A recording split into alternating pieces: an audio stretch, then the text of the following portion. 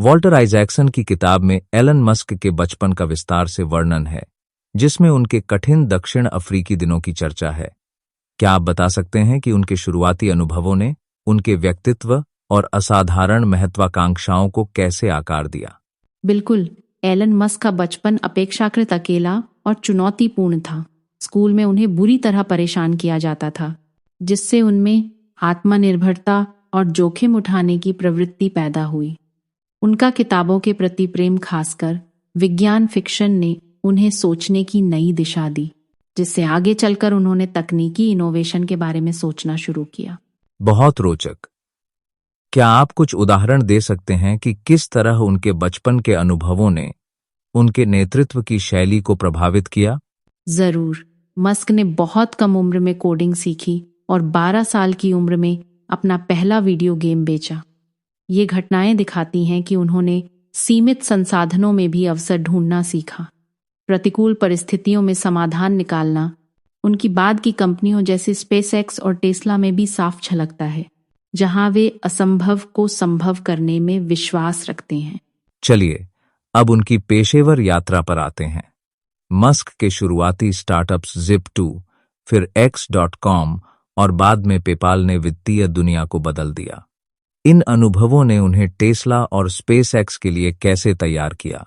PayPal में Musk को तेज फैसले लेने और कड़े कंपटीशन का सामना करना पड़ा, जिससे वे कट्टर और दृढ़ निश्चयी बन गए। स्पेसएक्स में उन्होंने एक बार कहा था कि रॉकेट इंजीनियरिंग सीखने के लिए मैंने किताबें पढ़ी, जो उनकी सीखने की इच्छा शक्ति दर्शाता है।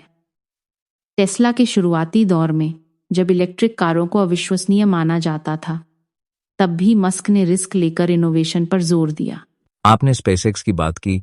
क्या आप समझा सकते हैं कि खुद का रॉकेट बनाना कितना बड़ा जोखिम था? जरूर।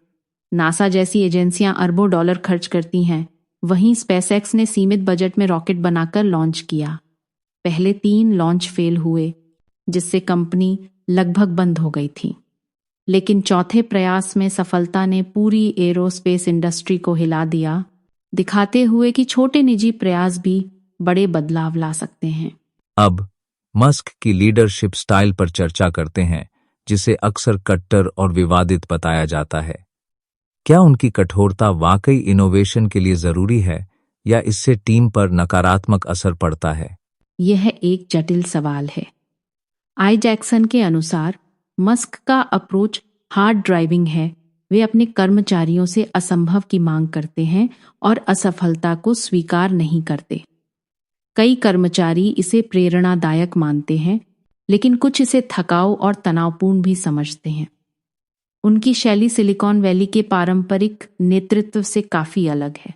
क्या कोई अध्ययन या उदाहरण है जिससे हम समझ सकें कि ऐसी लीडरशिप कब फायदेमंद और कब नुकसानदेह हो सकती है?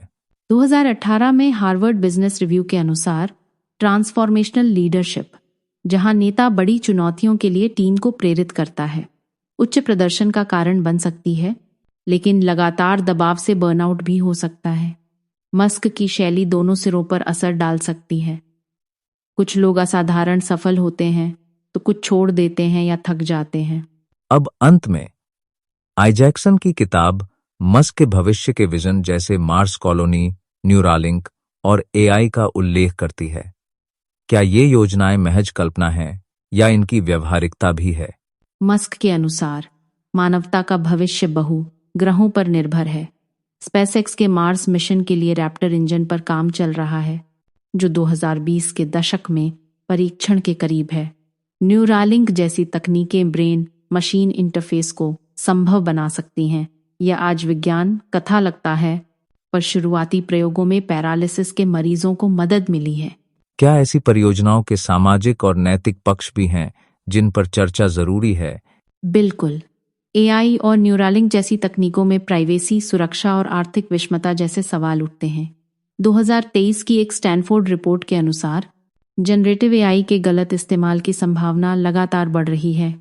मस्क का मानना है कि सही रेगुलेशन और पारदर्शिता के साथ ये तकनीकें मानवता के लिए वरदान बन सकती हैं।